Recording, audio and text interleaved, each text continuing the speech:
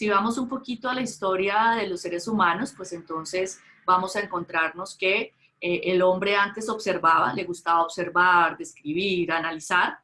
y después de un tiempo ya dijo, ya no quiero observar y escribir, ya quiero experimentar. Y en ese contexto entonces sabemos que la experimentación en el tema de los seres humanos ha sido una cuestión bastante importante, bastante analizada, la razón por la cual empezamos a hacer precisamente ese tipo de experimentaciones y por eso vemos que se convierte el ser humano en sujeto del conocimiento. Sabemos entonces que cuando nos enfrentamos a un dilema ético o nos enfrentamos a una situación problemática, estamos hablando de diferentes circunstancias o situaciones particulares que pueden tener diferentes alternativas de solución. Una de las grandes cuestiones en ética en investigación es precisamente el hecho de la experimentación con seres humanos, es decir, que yo voy a utilizar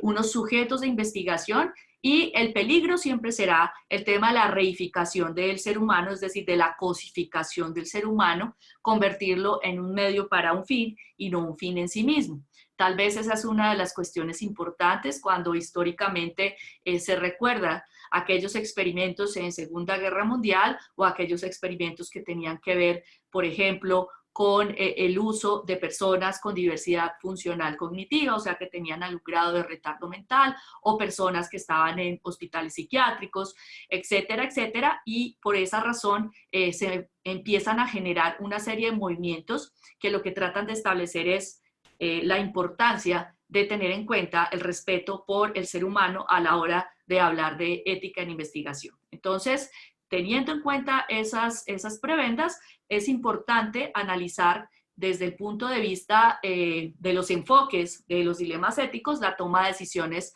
racionales, la toma de decisiones que tienen que ver precisamente con los principios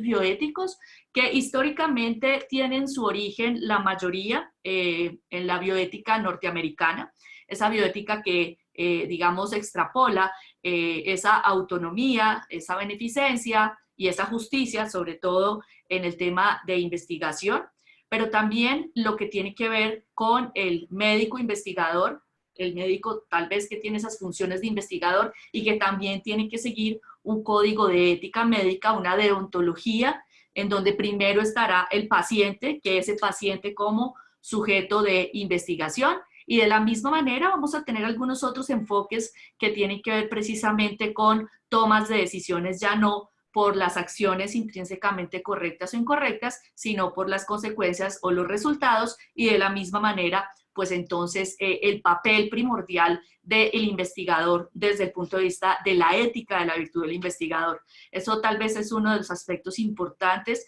que hay que resaltar cuando estamos hablando de ética de investigación, es que partimos precisamente del hecho de que ese investigador per se ya es virtuoso. Y ese contexto, pues lo debemos analizar muy bien a la hora de las diferentes posturas con respecto a la ética en investigación. Derivado del informe Belmont, que es setentero, vamos a tener también el trabajo de los bioticistas norteamericanos, como mencionaba, y esos bioticistas norteamericanos, Buchom y Childress, plantean estos 4 principios que se, digamos, apañan con lo que está escrito en el informe Belmont. Tenemos entonces el respeto por la autonomía, que va a estar validado por todo el proceso que conocemos como el consentimiento informado. Vamos a tener el tema de la beneficencia y la no maleficencia, en función de que la beneficencia será promover actos positivos, y tendremos entonces la beneficencia desde el punto de vista de la utilidad, tratando de evaluar beneficios sobre los riesgos de la investigación, es decir, siempre que yo plantee un proyecto de investigación desde el punto de vista ético, los beneficios siempre tendrán que sopesar esos riesgos, vamos a tener algún grado de riesgo, pero lo importante es tener en cuenta que los beneficios sean mayores a los riesgos, y de igual manera el principio de no maleficencia, que es el principio de la obligatoriedad de no hacer daño con intención. Entonces yo tengo que plantear mis proyectos en ese contexto, y finalmente pues entonces tendremos el tema de la justicia y de la equidad en función, sobre todo en los proyectos de investigación, en lo que tiene que ver con la selección equitativa de los sujetos, los criterios de inclusión y exclusión, porque como sabemos todos, cuando estamos formulando un proyecto de investigación, vamos a tener, dependiendo obviamente del tipo de investigación, un tamaño de muestra, y el tamaño de muestra no puede ser de toda la humanidad, sino una muestra representativa de esa realidad en la cual esos resultados puedan ser aplicables, puedan ser confiables y de hecho puedan reproducirse. Entonces, digamos que en ese contexto vamos a tener el tema de esos principios bioéticos permeados tanto por la bioética principialista norteamericana como lo que está estipulado en el informe Belmont, que es lo que establece, digamos, esas pautas iniciales en investigación. Por eso, tenemos que tener en cuenta siempre que estamos trabajando con este tipo de principios. Esos principios, entonces, como ya lo mencioné, una autonomía, que es la capacidad de autogobierno, la capacidad de autodeterminación, la competencia para tomar decisiones, basados entonces en el consentimiento informado, la beneficencia y la no maleficencia en el tema de utilidad de riesgos y beneficios, y la justicia, como ya lo hemos establecido, que generalmente va a ser una justicia de tipo distributivo. En este caso estará en el marco de la selección de los sujetos. Entonces, en ese contexto, tendremos este principialismo basado también en lo que ya hemos hablado previamente sobre la necesidad de tener una normativa relacionada con la ética en investigación. Es claro que históricamente tenemos un referente importante que fueron los juicios de Nuremberg, secundarios a la Segunda Guerra Mundial. Cuando finaliza la Segunda Guerra Mundial se hacen los juicios y lo que se establece es el Código de Nuremberg. El Código de Nuremberg lo que está exponiendo es precisamente la necesidad de suscribir un consentimiento informado cuando yo estoy trabajando con seres humanos en experimentación, es decir, cuando estoy haciendo proyectos que involucren implicaciones con los seres humanos. De igual manera, vamos a tener la implicación de lo que habíamos hablado del informe Belmont, que es un informe que aparece en 1970, también posterior a las discusiones que tienen que ver con los juicios de Nuremberg, y tal vez pues hay digamos, unas de las pautas más importantes que empiezan a trabajarse a partir del 2000, y son las pautas de las CIOMS, que tiene que ver con todas las comisiones de ciencias médicas que establecen cuáles son precisamente esos requerimientos mínimos de investigación, no solamente a nivel mundial, sino con ciertas especificaciones. Por ejemplo, en países en vías de desarrollo de renta media, como es el caso de Colombia, pues habrá unas indicaciones importantes que son recomendaciones, no son vinculantes, pero que sería el correcto actuar, el deber ser de la investigación en ese contexto. También vamos a tener una declaración que es muy importante, que es la Declaración del Genoma Humano. Y esa declaración sobre el genoma humano parte precisamente de dos eventos que son claves. Uno, la secuenciación completa del genoma, o el inicio de la secuenciación completa del genoma, que finaliza en 2001, y dos, todo el proceso de clonación de Dolly, la oveja, que se conoce como un procedimiento de transferencia nuclear, que implicó, digamos, un movimiento de sentidos de lo que significaba realmente tener la información genética ya disponible. Aparece entonces, posterior a esto, también un movimiento interesante, un movimiento controversial, y es el movimiento de las buenas prácticas clínicas en función de los ensayos clínicos controlados, que van a involucrar precisamente el uso de medicamentos en diferentes fases de esa investigación para probar una molécula y definitivamente determinar si es susceptible de ser lanzada al mercado y de utilización, obviamente por los pacientes, y pues eso suscita también una serie de movimientos a favor y en contra, precisamente desde el punto de vista ético, pues que hay algunas consideraciones importantes en ese contexto. Debemos tener en cuenta también lo que significa la Constitución Política colombiana. En el caso específico, la Constitución está por encima de cualquier consentimiento informado, de cualquier proyecto de investigación, si se demuestra que se están vulnerando los derechos fundamentales de los ciudadanos colombianos precisamente por participar en esa investigación. Entonces, fallos en el consentimiento informado, en la información, en que la persona realmente entienda lo que está haciendo y cuál es su participación, todas esas cosas, ¿cierto?, se evaluarán por encima y la Constitución nunca, digamos, irá de una forma en contravía de los derechos fundamentales de los ciudadanos. Vamos a tener también una resolución para Colombia específicamente, que es la resolución 8430 de 1993, de lo que antes se conocía solo como Ministerio de Salud. Esa resolución es la que está vigente y lo que configura la ética en investigación en seres humanos y en animales en Colombia, y pues ese es nuestro referente actual precisamente para establecer los tipos de investigación, cuáles requieren o no requieren consentimiento, cuáles son estas investigaciones que son en población, digamos, especial, que se considerarían sujetos subordinados, menores de edad, maternas, pacientes que tengan algún grado de diversidad funcional cognitiva o que tengan otro tipo de trastornos psiquiátricos, los pacientes confinados, etcétera. Y pues entonces eso es lo que establece esa parte de ética en investigación en Colombia hasta el momento. También, como otro referente importante, y como mencionaba en el tema de los ensayos clínicos controlados, pues entonces en Colombia ya aparece esta resolución, que es la 2378, que es del 2008, y es la que reglamenta lo que es la investigación con fármacos en Colombia, que está validada única y exclusivamente, ¿cierto?, por el INVIMA, que es la entidad, hagan de cuenta, como la FDA en Estados Unidos, que es la que reglamenta precisamente todo el tema pues de medicamentos y de aprobación de medicamentos. Entonces, en Colombia, solamente las instituciones que estén aprobadas por el INVIMA pueden hacer ensayos clínicos controlados, y eso tiene pues unas especificidades que están, digamos, dadas dentro de lo que se llama el ABC de buenas prácticas clínicas que establece el INVIMA. Finalmente, vamos a tener una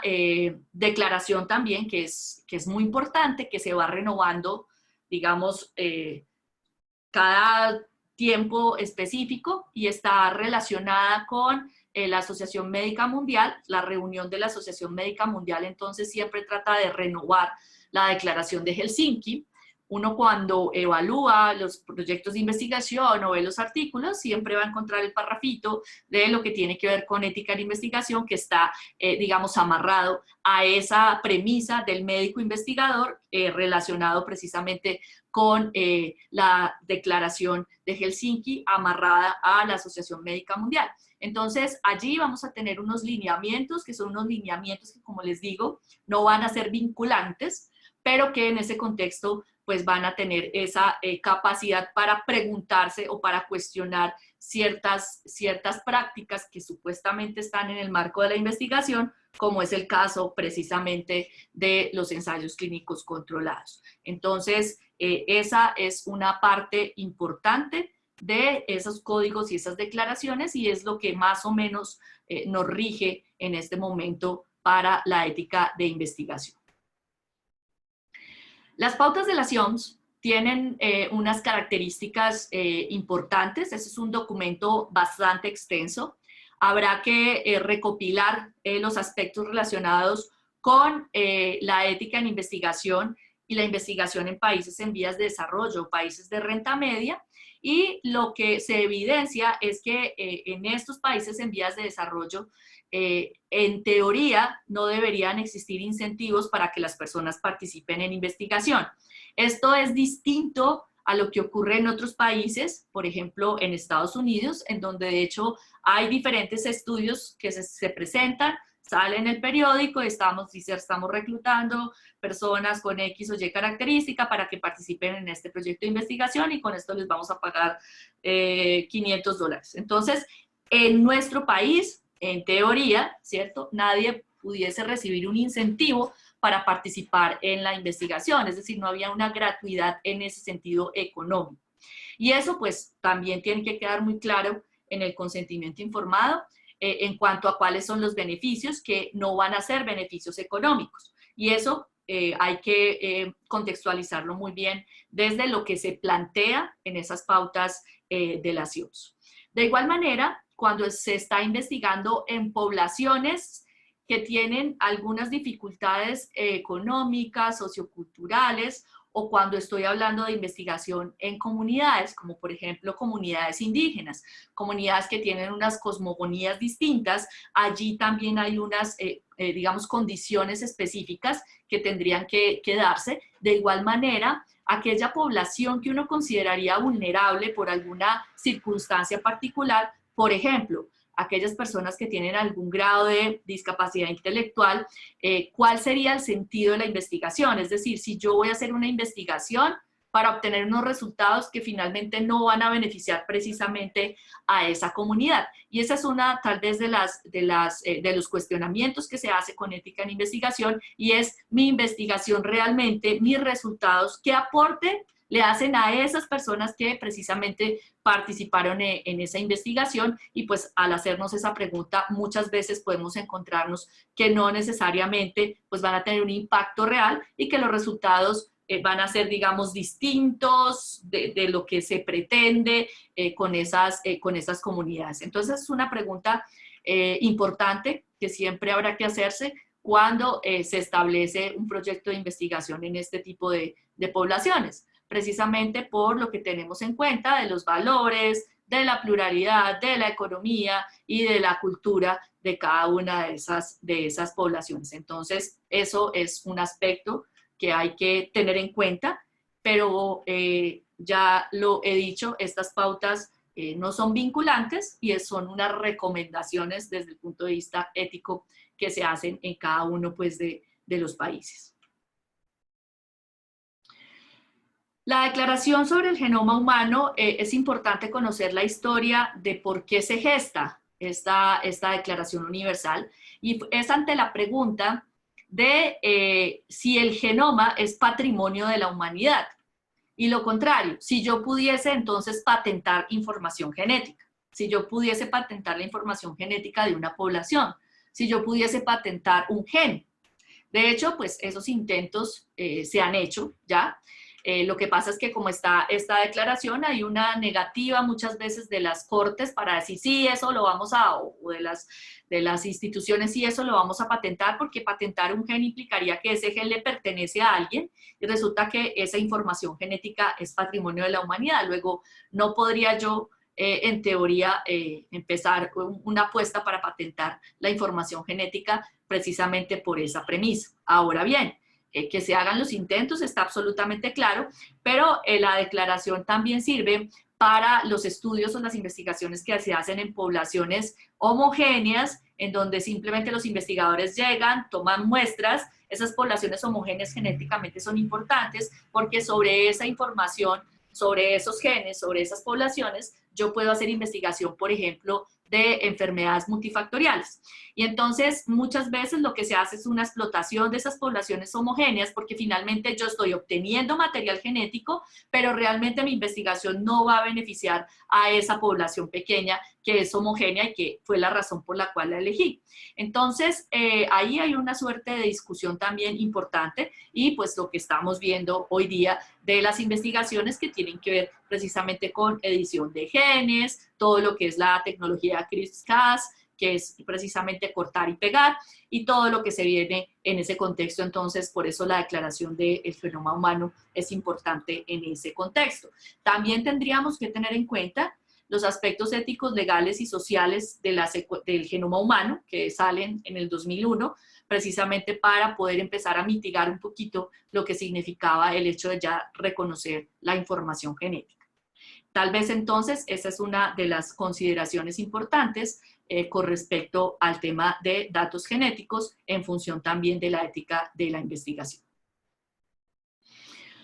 Otro aspecto que tendríamos que tener en cuenta es precisamente la consecución de los comités de bioética. Realmente, digamos, la UNESCO es la que más ha trabajado en el tema de bioética y derechos humanos. Ese es el enfoque de la UNESCO, pero en ese mismo orden han ido estableciendo, digamos, unos lineamientos generales para lo que significa la definición de los comités de bioética. Entonces vamos a tener unos comités de bioética que tienen unas características particulares, muy probablemente unos sean más interdisciplinares, es decir, tengan diferentes disciplinas que converjan sobre un mismo objetivo, otros van a tener las mismas disciplinas desde otras perspectivas, entonces van a ser más multidisciplinares, pero en términos generales lo que tenemos es que existen comités grandes, que son los comités asesores, revisores de políticas que tienen que ver con bioética, que son grandes centros, por ejemplo en Estados Unidos el Kennedy Institute, el Hastings Center, en Gran Bretaña Newfield y otros que articulan precisamente esas políticas revisoras asesoras. Vamos a tener comités que son los comités que si bien están dentro de la clasificación de la parte bioética, pues entonces serán comités de ética profesional, entonces estarán los comités de ética médica, ética en odontología,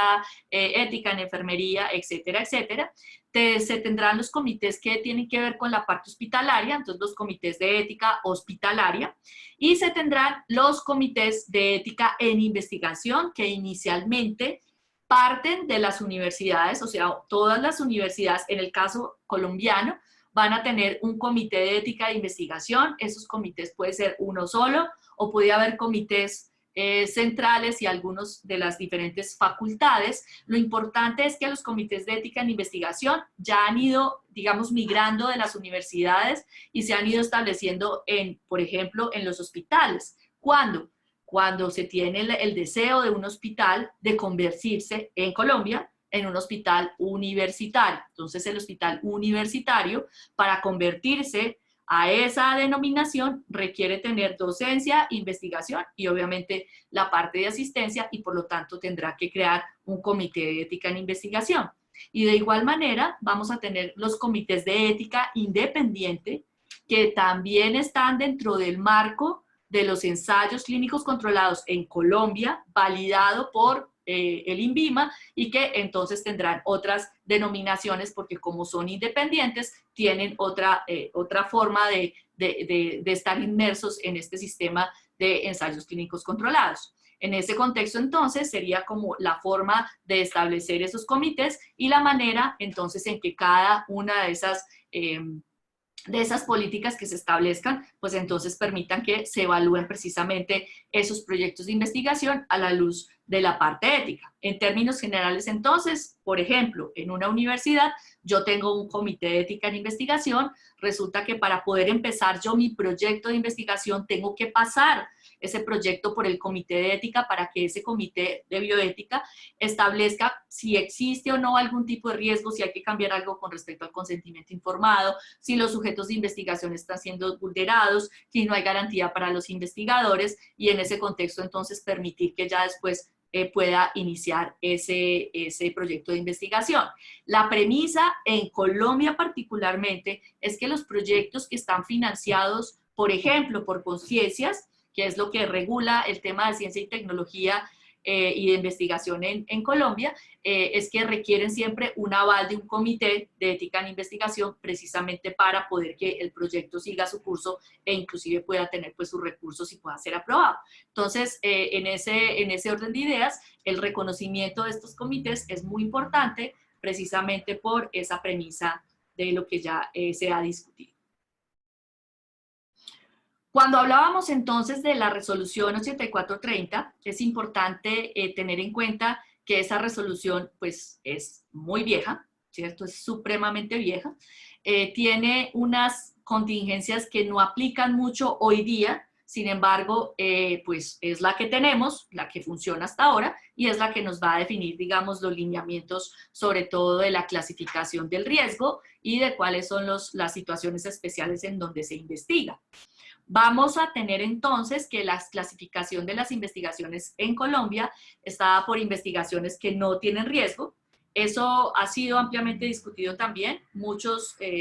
autores consideran que sí existe siempre algún tipo de riesgo. Luego, el tema es qué información sensible yo estoy recolectando en esa investigación. Alguien podría pensar, si es una encuesta anónima diciendo me gusta o no me gusta el almuerzo de tal institución o de tal hospital, o me gusta el almuerzo de este restaurante, pues alguien podría pensar, pues eso es una información que no es sensible, luego yo la clasificaría como una investigación sin riesgo. Sin embargo, en salud es muy probable que la mayoría de las investigaciones las consideremos investigaciones con riesgo mínimo. Y esas investigaciones con riesgo mínimo, pues serán la mayoría de las investigaciones, así yo esté haciendo algún tipo de encuesta, porque la información puede ser sensible, si estoy tomando muestras de sangre, si estoy haciendo medidas antropométricas, dependiendo del tipo de intervención que yo voy a hacer sobre ese ser humano, entonces yo diré, es una clasificación muy probablemente de una investigación con riesgo mínimo. En ese contexto, entonces, a partir de esa investigación con riesgo mínimo, si yo establezco que puede existir alguna interacción directa con ese otro ser humano, ¿cierto? Alguna intervención, pues entonces usaré el formato de consentimiento informado, que es básicamente el que valida el respeto por la autonomía de los individuos, y ese respeto por la autonomía de los individuos entonces estará establecido precisamente con que yo le dé toda la información, ¿cierto? ¿Cuál es la hoja de información? Es decir, cuál es el objetivo, cuál es la metodología, qué beneficios hay,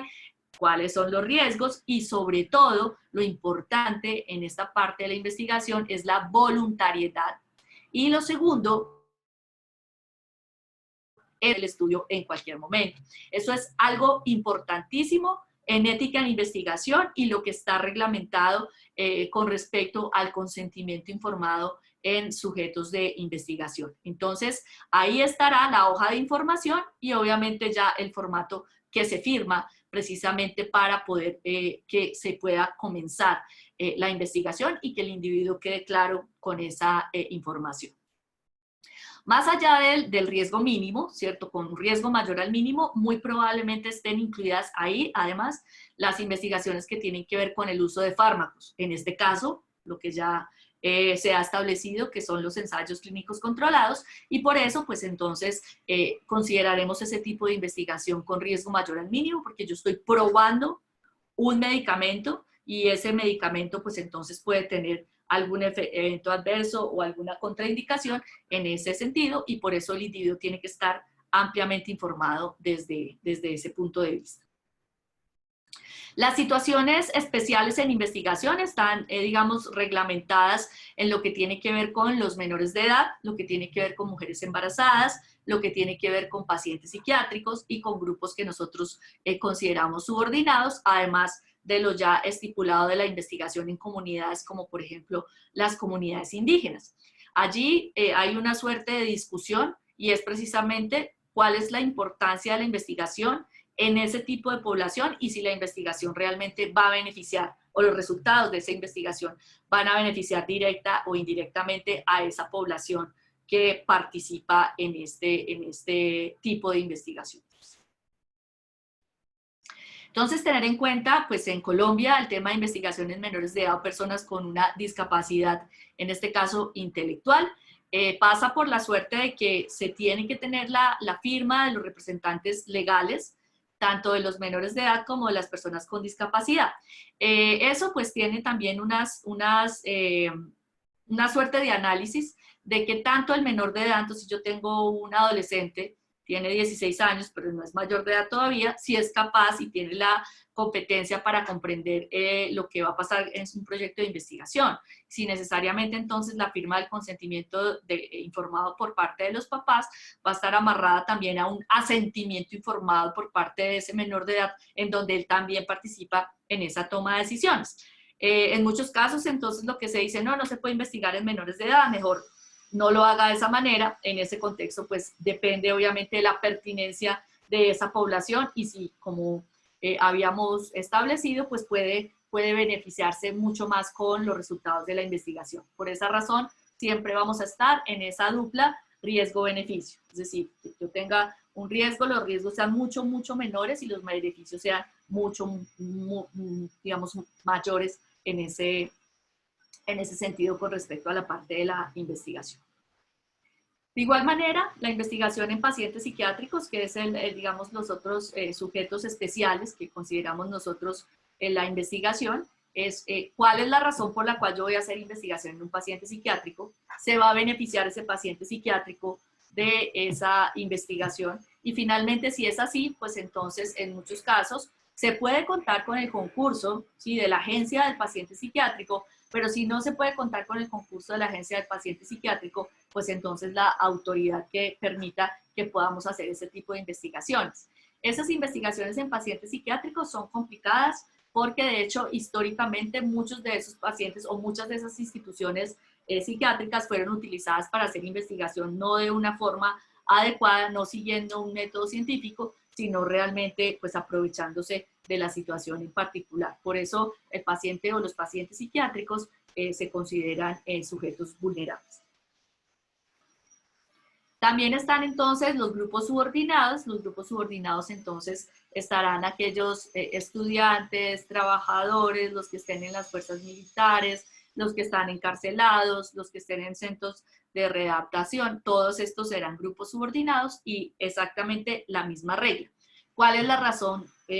principal para investigar en este tipo de grupos? Se van a beneficiar esos grupos de los resultados de la investigación y eso como se ha establecido, pues tiene que ver precisamente con la pregunta sobre la pertinencia y sobre el impacto que va a tener realmente esa investigación. Se establece también lo que implica la investigación con microorganismos en temas de los riesgos. Estamos en este momento pues en la pandemia COVID-19. Si vamos a hacer investigación con COVID-19, pues entonces vamos a tener que tener un establecimiento de unas condiciones de laboratorio primero para poder garantizar que el manejo de esos patógenos se dé con la mayor bioseguridad y que ni tanto los investigadores como otras personas puedan tener un riesgo en ese sentido. De igual manera, todo lo que implique ácidos nucleicos recombinantes, o sea, lo que uno puede utilizar, por ejemplo, cuando voy a hacer transfección o voy a hacer estudio para el tema de algún tipo de terapia génica, pues entonces también implicará unas adecuaciones del laboratorio para establecer esos riesgos y eso está incluido en la resolución 8430. De igual manera, tenemos en cuenta la investigación con animales. La investigación con animales en Colombia está reglamentada desde el 89 con la ley 84. Sin embargo, en la resolución 8430, lo que trata de establecer es, listo, vamos a hacer una fase, digamos, de investigación con animales. Eso es posible, pero mire porque existe otra tecnología en este momento que nos puede ayudar, de hecho, a hacer una suerte de simulación, ya sea con modelos matemáticos, ya sea con simulación en computación, ya sea con sistemas biológicos, el uso de sistemas biológicos in vitro, antes de entonces llevar a los animales precisamente a esa experimentación. ¿Por qué? Porque existen otras modalidades que nos pueden también moldear y hacer una representación adecuada de la realidad y pues de esa manera entonces lo que se prefiere es mirar si inicialmente no tenemos otras alternativas y definitivamente pues entonces tenemos que seguir la investigación con animales. En la parte genética pues se hacen muchísimos estudios, sobre todo con ratones, ¿cierto? Por el tiempo de gestación y por el tiempo de mirar diferentes generaciones en relación precisamente con que yo silencio o no silencio un gen y miro cómo se expresa ese fenotipo en esos ratones por la similitud que vamos a tener con el genoma de los seres humanos. Entonces, pues en ese contexto lo importante será establecer si es pertinente o no la investigación con animales o puedo yo obviar esa investigación con animales porque ya tenga modelos matemáticos o biología computacional, etcétera, que me sirvan también para tener una primera aproximación a esa pregunta o a esa hipótesis que tengo yo con respecto a esa parte de investigación. Se estableció al inicio que las buenas prácticas clínicas relacionadas con los ensayos clínicos controlados tenían muchas discusiones. Tienen muchas discusiones por varias premisas y lo primero es que si estamos hablando de que es una investigación con medicamentos y que es una investigación con un riesgo mayor al mínimo, se supone que dentro de las reglas de ética en investigación está el hecho de que la investigación y los resultados de la investigación debieran favorecer a aquellas personas o a aquellos sujetos que participaron en la investigación. Y esa es tal vez una de las grandes críticas al tema de los ensayos clínicos controlados, precisamente porque yo tengo unos personajes que están participando en la investigación, aceptaron por su consentimiento informado participar, se les da ese principio activo, ¿cierto?, durante un tiempo, pero termina el estudio y si, por ejemplo, ese medicamento sale al mercado, a esas personas les tocaría acceder, ya sea a través de la APS o ya sea a nivel particular, a ese medicamento, cuando desde esa perspectiva, en teoría, por lo menos aquellas personas que participaron en el estudio debieran recibir ese medicamento precisamente porque la idea es beneficiarlo, si no se vuelve una cosa completamente de reificación, de cosificación econométrica, y yo tengo literalmente unos conejillos de indias independientemente de que se firme ese consentimiento informado. En ese contexto, entonces, cuando estamos hablando de la investigación con medicamentos en Colombia, nos salimos de la resolución 8430 en ese sentido, porque realmente vamos a tener unos comités de ética independiente que están financiados a través de un intermediario por la industria farmacéutica, y esos, digamos, esos comités y esa institución y ese laboratorio y todo el equipo de trabajo de investigadores, pues entonces deben tener el aval del INVIMA para poder funcionar. De esa manera, entonces, para muchos, los ensayos clínicos controlados, primero no están de acuerdo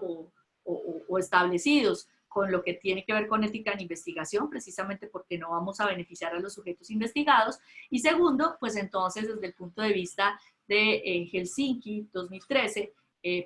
serían completamente inválidos, porque además ellos van a utilizar en muchos casos el placebo, que se debe establecer la definición entonces del placebo como que yo tengo, por ejemplo, en este lado el principio activo está en una pastillita y en el otro lado tengo azúcar. Y resulta que ese individuo que está participando en esa investigación, entonces va a saber que va a quedar en alguno de los dos grupos, pero no va a saber en cuál grupo va a quedar, y aún así entonces se le tiene que dar la oportunidad de decidir si participa o no participa. El investigador tampoco sabe cuáles de los sujetos reciben el placebo o reciben el principio activo, y por eso se llaman estudios doble ciegos. Allí entonces vamos a tener unas contingencias importantes, y es que entonces yo voy a tratar de determinar si ese medicamento sí funciona, pero el problema es que puede que esas personas tengan unos medicamentos de base que yo no se los puedo quitar simplemente para ponerle una cosa que no es el medicamento versus lo que es el medicamento que yo estoy probando. Entonces, por eso es alto el cuestionamiento con el tema de buenas prácticas clínicas, si bien como hemos establecido, está validado desde el 2008 en Colombia y está regulado por el INVIMA, que es precisamente esta autoridad en lo que tiene que ver con la autorización o la inclusión de fármacos dentro de toda la parte de atención en salud. Helsinki entonces establece en sus diferentes reuniones algunos aspectos que están relacionados con la investigación en seres humanos, específicamente el primero, y es que en teoría para Helsinki, si yo voy a hacer investigación con seres humanos, el investigador principal siempre tiene que ser un médico. Y esa postura, digamos, absoluta de Helsinki no la cambian, porque es precisamente el médico investigador. Y es el médico investigador que tiene que tener en cuenta que a pesar de que sus pacientes de golpe van a ser sujetos de investigación, por encima de ser sujetos de investigación siguen siendo sus pacientes. Y en ese contexto entonces yo no puedo olvidar que soy médico, y ahí pues hay una suerte de discusión que es interesante, pero eso es lo que plantea Helsinki. Como se está viendo, es una declaración, no es vinculante, pero realmente pues es, digamos, como se ha venido haciendo la reflexión sobre ética en investigación en el mundo. De igual manera, lo que vamos a tener claro es que el objetivo del investigador, el objetivo de mi investigación, nunca puede ir por encima de los derechos y de los intereses de los sujetos investigados. Cuando se planteaba entonces el tema de los grupos vulnerables o estos sujetos en situaciones especiales, estas comunidades, estos grupos subordinados, pues entonces lo que está establecido es que la investigación desde Helsinki solo se justifica siempre y cuando, ¿cierto?, responda a las necesidades y prioridades de salud y específicamente de esa población que yo estoy investigando. Esa es una pregunta que nos debemos hacer y es precisamente cuáles son esas realidades con respecto a la aplicabilidad de los resultados en esas poblaciones con las cuales yo hago investigación. De igual manera, vamos a tener un aspecto que es claro, que antes no se establecía en Helsinki, pero que en Helsinki 2013 sí se establece, y son las funciones de los comités de ética. Y es que inicialmente los comités aprobaban el proyecto, le decían al investigador, listo, yo le apruebo el proyecto, cualquier cambio en su consentimiento, en los objetivos, en los criterios de inclusión, bla, bla, bla, tiene que ser informado el comité, pero no había, digamos, una función activa del comité. Lo que establece Helsinki en 2013 es los comités tienen la obligación, y así tienen la obligación de hacer seguimiento a cada uno de los proyectos. Y como hago seguimiento a cada uno de los proyectos es preguntar, listo, ¿hubo cambios? ¿No hubo cambios? ¿Hubo alguna situación particular? ¿Alguna complicación? Porque en los proyectos generalmente van a haber complicaciones, puede que el tamaño de muestra no haya sido el adecuado, puede que entonces por X o Y razón alguien cambie el consentimiento y nunca haya sido informado al comité, y entonces eso es una cosa que es bastante grave. Por lo tanto, pues esas funciones van, digamos, en consonancia con el proceso de seguimiento, y no solamente de la aprobación, sino también el seguimiento a corto, a mediano y a largo plazo para garantizar que no se esté ni violentando los derechos de los sujetos que están participando de investigación, ni que tampoco el mismo investigador esté incurriendo o se esté metiendo en algo que de hecho pueda poner en riesgo su propia vida. Entonces ahí hay una cuestión que es importante, y es esa función de los comités de ya establecido previamente, digamos, el uso del placebo. No se recomienda desde Helsinki, cuando se están haciendo los ensayos clínicos controlados, utilizar placebo, pero muchos de los estudios multicéntricos que llegan a Colombia llegan con el uso del placebo. Entonces, la pregunta es si el Comité de Ética Independiente igual va a aprobar ese tipo de proyectos basado en Helsinki, y entonces ahí es donde empieza la discusión. Helsinki denuncia ensayos clínicos controlados porque resulta que Helsinki lo que dice, usted no puede utilizar placebo, ¿sí? No puede utilizar placebo en este tipo de estudios. Entonces, pues ahí hay una suerte de discusión que es bastante interesante. De igual manera, lo que significa las estimulaciones post-ensayo es básicamente lo que implicarían los estudios que se denominan fase 5, que es cuando ya sale ese principio activo al mercado, ya se empieza a hacer seguimiento de las personas que obviamente lo están utilizando y mirando a ver qué otros escenarios se plantean en ese sentido. Pero tal vez una de las discusiones más grandes que se tienen con el tema de proyectos de investigación, en general, ya sea con medicamentos o ya sea de otra índole, es la publicación de los resultados, y la publicación no de los resultados positivos, sino de los resultados negativos. Es decir, no encontré resultados, no tengo unos resultados que validen mi hipótesis, o estos resultados tuvimos estos eventos y estas condiciones y por eso el proyecto se acabó, no pudimos continuar. Todas esas cosas son muy importantes, la retroalimentación, y no solamente al tema del comité, porque en teoría se debería remitir al comité esas consideraciones, sino lo que tiene que ver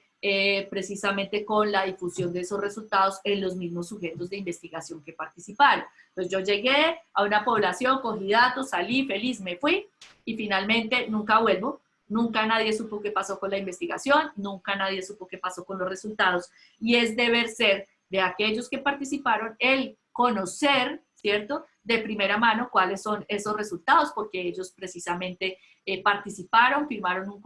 consentimiento, y de esa manera pues entonces estaría estipulada la obligación de esa publicación y difusión de esos resultados. También una de las discusiones que se han tenido es lo que significa las intervenciones no probadas en la práctica clínica. Esas intervenciones se ha escuchado, por ejemplo, con el caso del ébola, que había unos medicamentos que todavía no estaban ni siquiera en fase 3 y por lo tanto se probaron. ¿Por qué? Porque la gente se estaba muriendo y el riesgo era realmente, y era toda la gente, ¿sí? Y entonces el riesgo era se muere versus algo que pudiese no funcionar, pero pues la alternativa era que se muriera. Entonces, ese tipo de intervenciones son difíciles porque pueden ser una camisa de 11 varas, pueden ser un arma de doble filo, precisamente porque hoy día tenemos el caso del COVID-19. Algunos gobiernos están exponiendo entonces en este momento que se prueben esos medicamentos en África, precisamente por el tema de biodiversidad que existe en el África, y pues esa posición es una posición completamente colonialista, que lo que dice es vamos a probar allá simplemente porque pues es una población además de tipo vulnerable. Entonces, no necesariamente esas intervenciones que uno diga, ya, entonces por eso y ante la necesidad, no necesariamente, y siempre tiene que haber una evidencia de su utilidad y no simplemente el hecho voy a probar a ver qué pasa con esos ensayos clínicos que no tienen pues la rigurosidad tampoco de un ensayo clínico controlado. Y precisamente cada vez que se habla de ética en investigación, hay algunos aspectos que son importantes, ¿cierto? Que uno podría pensar que son importantes desde ese contexto, y es ¿qué significa realmente la ética en investigación? ¿Será que la ética en investigación es única y exclusivamente el tema del consentimiento informado? ¿Sí? ¿Es lo único que a mí me atañe la ética de la investigación? La respuesta a eso es no. El consentimiento obviamente hace parte de ese proceso de validación, de respeto por la autonomía de esos individuos a la hora de participar voluntariamente, con competencia, con conciencia y con la posibilidad de retirarse.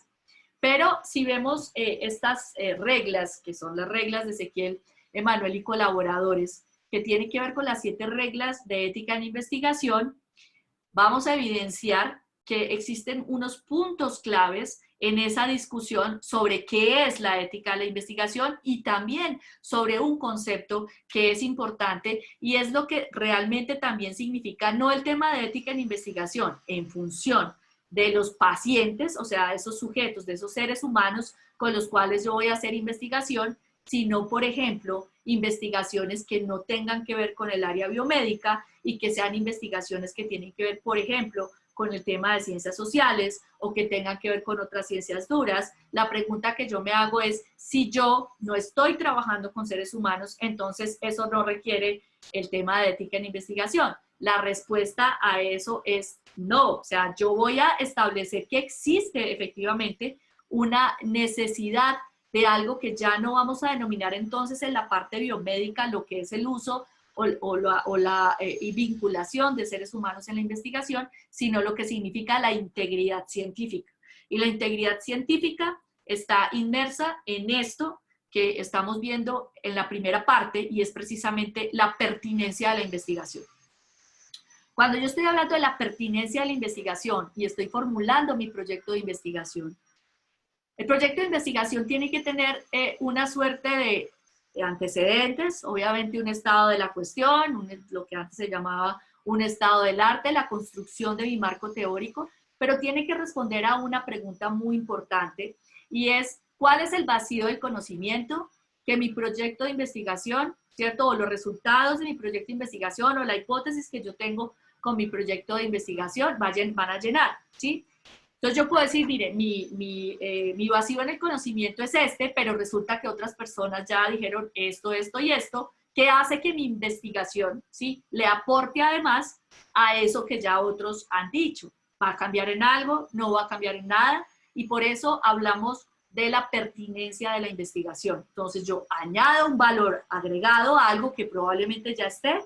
o yo estoy despejando un vacío en el conocimiento. Y finalmente, pues mi interés es precisamente, pues ya en el tema específico de la parte biomédica, pues el beneficio de los seres humanos, pero si no estoy hablando de la parte biomédica, realmente cómo eso le aporta a el área del conocimiento en el cual yo estoy y que pueda permitir cambiar realidades. Entonces, la pertinencia de la investigación es uno de los aspectos importantes que tienen que ver precisamente con el tema de la integridad científica y el tema de lo que es la pertinencia específicamente cuando estoy trabajando con seres humanos, o sea, en el área biomédica, para poder determinar entonces esa contingencia. Entonces, si vamos viendo, cuando yo estoy formulando mi proyecto de investigación, realmente estoy también hablando de los aspectos de la ética, de esa parte propia, de esa normativa y de esa constitución de algo que tiene que ver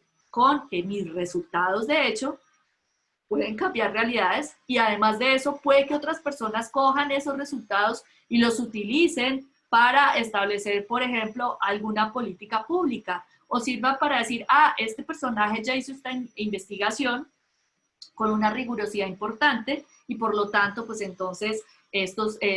resultados son reproducibles. Y eso es algo que hay que tener también en cuenta, inclusive en este tema de ética en investigación. Hoy día, las investigaciones y los resultados de investigación, sobre todo en la parte cuantitativa, cuando estamos hablando de algo experimental, de hecho en las revistas o los pares que evalúan los proyectos de investigación, reproducen el protocolo, ¿cierto? Y lo que se hizo supuestamente en ese proyecto de investigación para el tema de publicación y tiene que ser reproducible. Si no es reproducible, no publican el paper porque finalmente no tiene esa capacidad y los resultados que se están presentando entonces son susceptibles de ser viciados. Por eso la importancia del reconocimiento precisamente del vacío del conocimiento y también de la pertinencia de la investigación. Además de eso, se está evaluando otro aspecto que es el tema metodológico. El tema metodológico y el tema de la herramienta que yo voy a utilizar para hacer mi análisis de la metodología es una discusión amplísima en ética de la investigación porque eso implica una responsabilidad. Y implica una responsabilidad precisamente porque dependiendo del diseño que yo tenga de mi experimento o el diseño que yo tenga de mi investigación, pues entonces ese análisis estadístico nos va a arrojar unos números y esos números yo los voy a convertir en una realidad, los voy a convertir en algo que alguien va a utilizar para decir, ah, desde el punto de vista cuantitativo, si hay una diferencia estadísticamente significativa. Y si hay una diferencia estadísticamente significativa, eso implica que yo estoy teniendo una visión de esa realidad. Pero si mi metodología, si mi análisis estadístico está mal hecho, ¿sí? No está bien fundamentado, pues nos imaginamos entonces la implicación de lo que eso significa en cuanto a los resultados. Entonces, tal vez una de las cosas más sensibles es la corrección metodológica, todo lo que tiene que ver precisamente con qué tipo de estudio voy a elegir y cuál va a ser el análisis estadístico, porque ya se ha evidenciado, es de vital importancia a la hora de los resultados y de la representación de esa realidad. De igual manera, entonces, apelando también al tema de la justicia y la equidad, está la selección equitativa de la muestra. En investigación, sobre todo en investigación cuantitativa, hay muchísima discusión con SN, ¿cierto? Con decir, esta muestra yo necesito 50 personas. Resulta que necesito 50 personas, pero solo pude, ¿cierto? Solo pude obtener o pude reclutar 25. Y si tengo solo 25, eso no me sirve como tamaño de muestra significativo. Por lo tanto, en teoría y desde el punto de vista de la ética en investigación, pues entonces ese proyecto no es viable. Pero resulta que los investigadores dicen, pero ¿cómo no va a ser viable si yo ya tengo recursos y qué vamos a hacer si no obtengo entonces los sujetos de investigación? Y eso se convierte realmente en una cuestión que es importante allí tenerla en cuenta. Entonces, cuando estamos hablando de esa selección equitativa, pues entonces estamos hablando también de criterios de inclusión y criterios de exclusión. Allí vamos a tener una dinámica que es importante y que por eso no podríamos apelar a la discriminación positiva o a la discriminación negativa. Es importante dentro de las consideraciones previas, lo que tenía que ver con el principio de beneficencia y utilidad, en lo que se había establecido la relación beneficio-riesgo, que es otra de las consideraciones importantes respecto a esta parte de ética en investigación. Se ha establecido que las investigaciones siempre deben favorecer a los sujetos de investigación, siempre deben beneficiarlos y los riesgos que se deben correr o que se van a correr deben ser riesgos mínimos. Por eso la beneficencia en ese concepto, en ese estilo, vamos a hablar de un tema de utilidad. Por lo tanto, eso siempre será establecido dentro de los proyectos de investigación, lo que está incluido en el consentimiento informado, además de cuáles son los beneficios esperados, cuáles son los riesgos esperados, y esos riesgos esperados están establecidos precisamente por la investigación per se, y por eso es muy importante también poner riesgos esperados y riesgos no esperados, que es todo el resto de posibilidades que se puedan tener dentro de los proyectos de investigación, o lo que también se denominan riesgos previstos y riesgos no previstos. Allí es la suerte, digamos, de lo importante de la investigación en función tanto de la pertinencia, en función tanto de la metodología, en función tanto de la selección de los sujetos, como, digamos, el beneficio sobre los riesgos. Se establece también una suerte de necesidad de evaluación de pares externos de los protocolos de investigación. Es muy frecuente que cuando se hacen o se presentan los protocolos de investigación a diferentes convocatorias, sean internas o externas en las universidades o en instituciones, digamos, estatales que financian investigación, que otros observen el tema metodológico, que otros observen el tema de los objetivos y que no exista entonces un conflicto de intereses entre las personas o los sujetos que están siendo investigados, los investigadores y pues aquellas entidades que realmente van a financiar ese tipo de proyectos. De esa manera entonces se trata de tener una especie de imparcialidad, si bien es claro que en muchos escenarios pues los investigadores van a pertenecer a la universidad o a la institución, pero pues por eso es muy probable que esos proyectos para el tipo de convocatorias los manden a otros pares para evaluarlos y pues de esa manera se pueda garantizar que haya una objetividad en ese proyecto de investigación. Y otra cosa que es muy importante y que hay que mencionarlo precisamente hoy día es el tema del plagio, ¿cierto? Y el tema de la propiedad intelectual.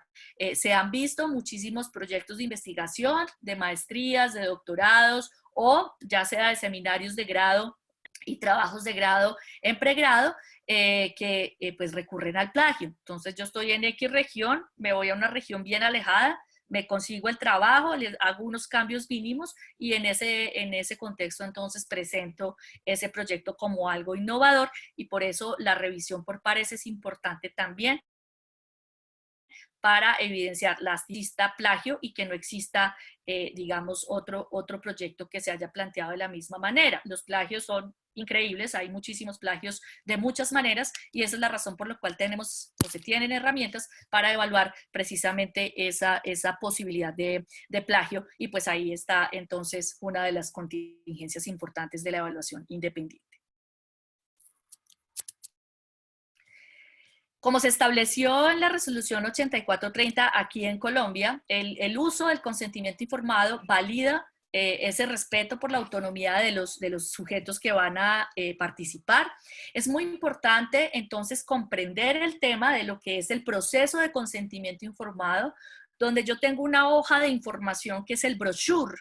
que va a tener ese sujeto que va a participar, donde va a leer en un lenguaje claro, en un lenguaje no técnico, en un lenguaje que sea amable para él, todo en lo que consiste la investigación, cuáles van a ser los objetivos de la investigación, cómo va a ser su participación dentro de la investigación, cuáles son los beneficios, cuáles son los riesgos, cómo se seleccionan los sujetos y finalmente cómo va a ser todo el desenlace y además de la publicación de los resultados y qué es lo que ese sujeto de investigación autoriza de información a ser utilizada por ese investigador. Entonces, esa parte del consentimiento informado es vital en el contexto de que yo estoy dándole la información necesaria a ese sujeto de investigación para que comprenda y de una manera voluntaria participe en el proyecto de investigación. De igual manera, una de las contingencias importantes en el tema de ética en investigación y del consentimiento informado y de participación en la investigación es que evidentemente ese sujeto se puede retirar en cualquier momento de la investigación sin que eso implique que haya perjuicios para ese sujeto de investigación. ¿Cuál es el problema técnico? ¿Cuál es el problema real? El problema es que cuando se está firmando precisamente autorizo, autorizo, autorizo, puede que el sujeto de investigación diga no autorizo a que esos datos se compartan con otros grupos de investigación, no autorizo que esos datos se publiquen si yo me retiro, no autorizo que esto quede en una revista, etcétera, etcétera, y finalmente será menester de esa voluntad anticipada de ese sujeto de investigación. Por eso muchas veces hay sujetos de investigación que se retiran del proyecto de investigación y se supone que dentro de la ética de la investigación, si ese sujeto firmó que ninguno de esos datos entonces fueran usados y el investigador lo hace, pues está atentando precisamente con esa voluntariedad previa del sujeto de investigación. Alguien pudiese decir, es posible que se dé cuenta este personaje que el dato que yo tengo, que es 8, 10, 20, sea de él, pues estará precisamente el tema de la ética y la virtud, pero ahora que tenemos tanta conectividad y tanta relación con la información, créanme que ya hay muchos casos en donde se han dado cuenta que precisamente la información que ellos dijeron que no se publicara o que no autorizaban, se filtra porque finalmente la publican pensando que no, nadie se va a leer ese journal y por X o Y motivo aparece alguien que reconoce, identifica y le cuenta al personaje que su información fue publicada. Entonces ahí hay una suerte de importancia de lo que significa realmente la voluntariedad, tanto para participar y también la posibilidad de retirarse en cualquier momento de la investigación y es en cualquier momento. O sea, no es como, yo ya obtuve la información, entonces usted no se puede retirar, no. Se puede retirar y en ese contexto pues entonces habrá unas contingencias allí que son importantes para muchos de los investigadores. Finalmente pues entonces se tiene lo que es el respeto por los sujetos investigados en el tema de la privacidad y en el tema de la confidencialidad. Por eso el consentimiento informado tiene una suerte de custodia, es decir, yo mis consentimientos informados los debo tener en un sitio asegurado, bajo llave, eso es una de las contingencias importantes, pero también hoy día habría que tener en cuenta lo que es la protección de los datos. Muchas veces cuando se hace investigación, no solamente es el hecho de la protección del consentimiento informado, sino la protección de esos datos. Entonces, muchos investigadores andan con el computador, con ese Excel para arriba y para abajo, todo el mundo lo conoce, se le perdió el computador y resulta que muy probablemente allí haya información sensible que pueda ser susceptible de ser utilizada por otros para cuestiones de discriminación y otro tipo de contingencias. Por lo tanto, el investigador también tendría que asegurar la protección de los datos, ¿cierto? Esa protección de los datos, como les digo, hoy día los datos, hay una cuestión que es importante y es precisamente el dato se vuelve en ese material de gran valor y que puede permitir tener bases de datos que se puedan vender inclusive con otros fines. Entonces, ahí hay otra discusión ya en ética de investigación y es lo que tiene que ver con el uso de los datos. Este también es un tema que es bastante interesante, pero pues para efectos prácticos simplemente el conocimiento de que eso funciona de esa manera es importante en este análisis que estamos haciendo de la ética en investigación.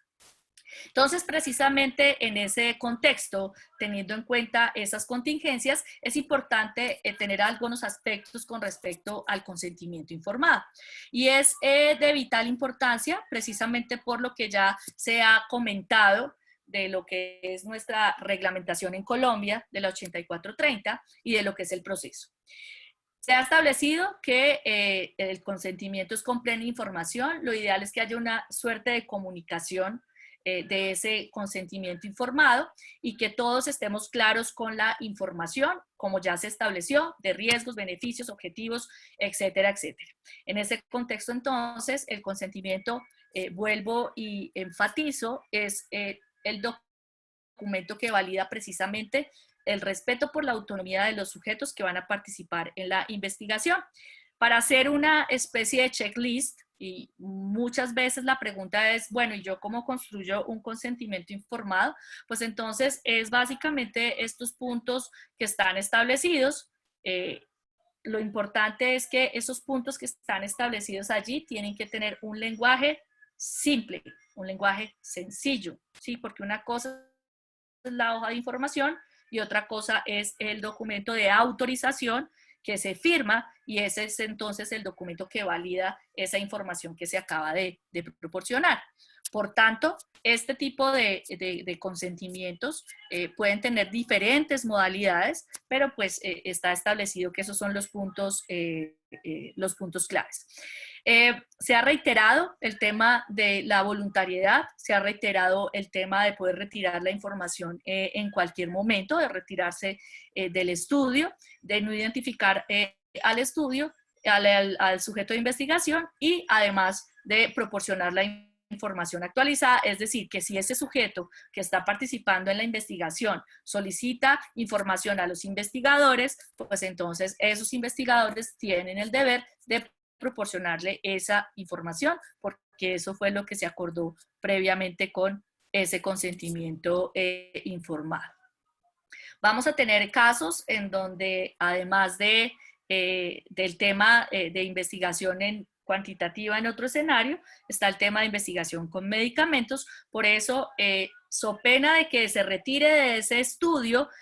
pues el individuo no puede dejar de recibir su tratamiento si es que lo estaba recibiendo, y en ese caso, pues entonces no puede haber ningún efecto punitivo si se retira del estudio. Ahora bien, cuando se habla de los riesgos y los beneficios, quiero enfatizar que es importante que se establezca realmente a qué se atiene ese sujeto de investigación, cuáles son los beneficios y si existe alguna condición adicional que deba ser suplida por ese sujeto de investigación que le diga, no, definitivamente yo no puedo participar en este proyecto porque implica que yo me transporte de mi casa al hospital o de mi casa al centro de investigación y yo no tengo dinero, por lo tanto, pues no me interesa participar.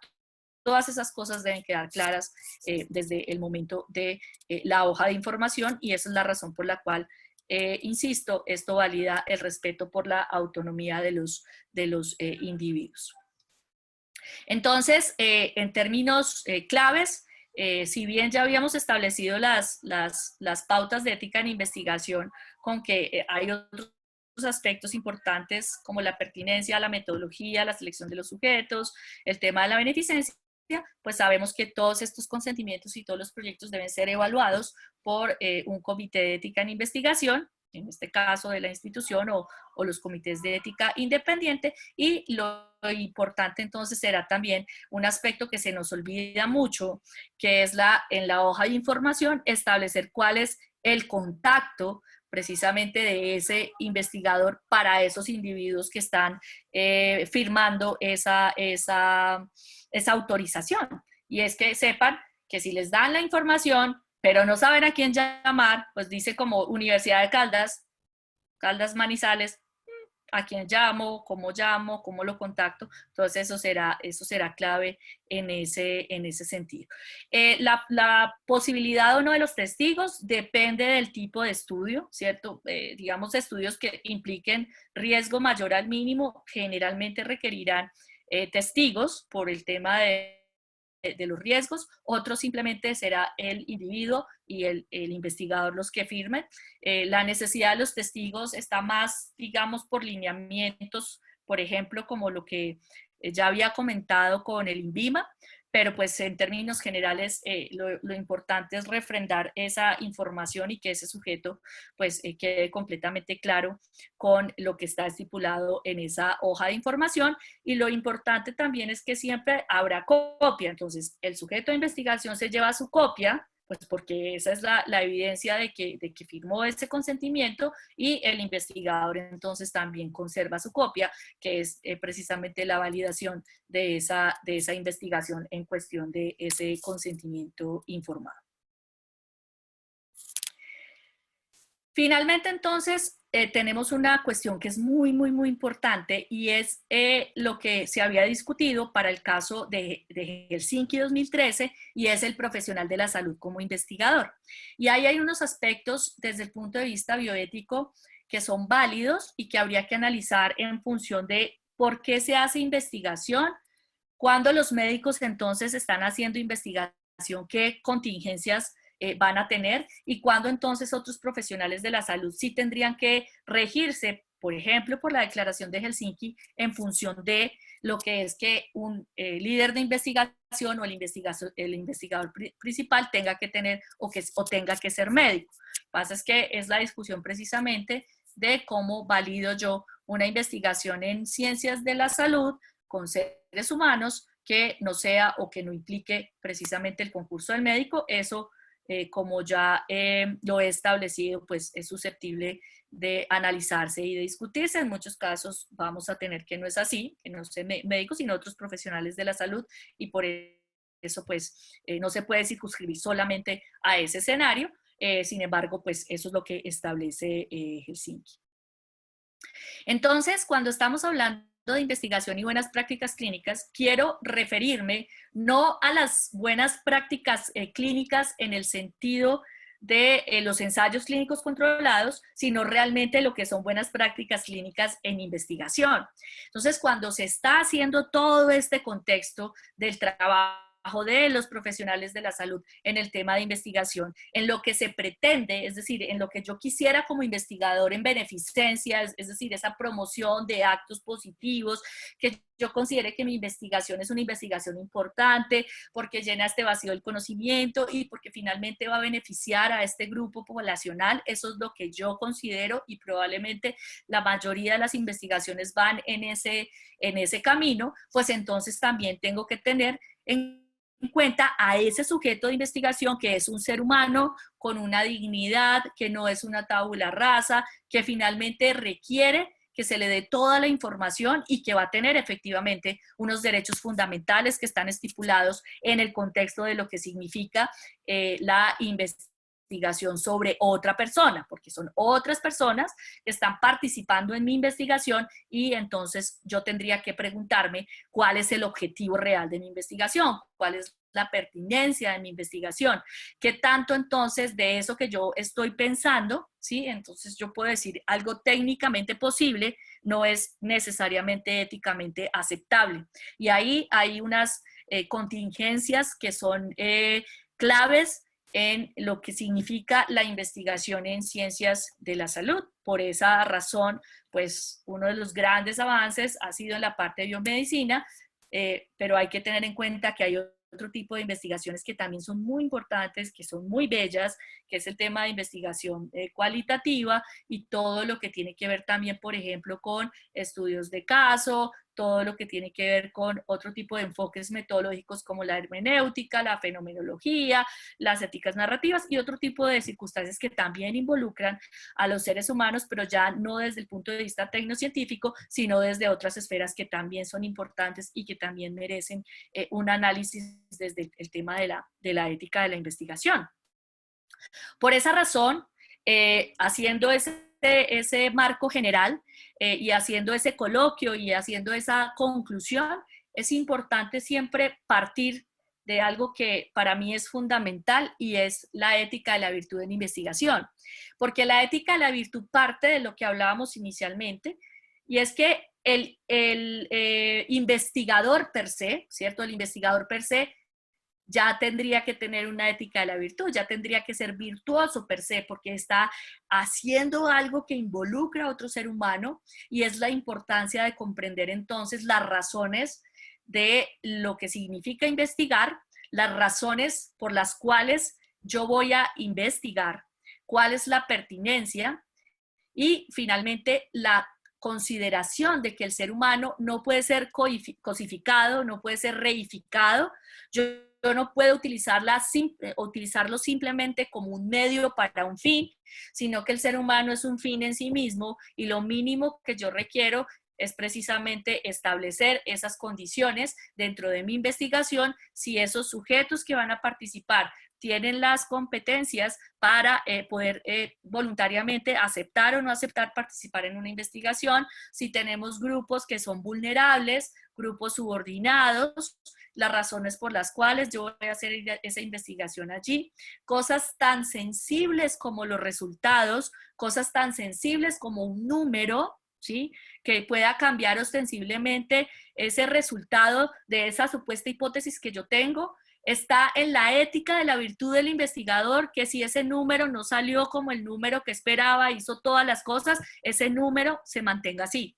Y finalmente, en esos resultados negativos, en esos resultados que no, digamos, satisfacen lo que el investigador estaba planteando en su hipótesis, eso también hace parte del ejercicio investigativo y eso también hace parte de la ética de la investigación. Entonces, por eso será muy importante establecer el tema de cómo vamos digamos, fundamentando, vamos analizando lo que realmente significa la ética y la virtud en investigación, la responsabilidad que tienen los investigadores, pero esa responsabilidad parte de ellos mismos, cómo se autorregulan, ¿cierto? Cómo son autónomos para tomar decisiones, cómo tienen el conocimiento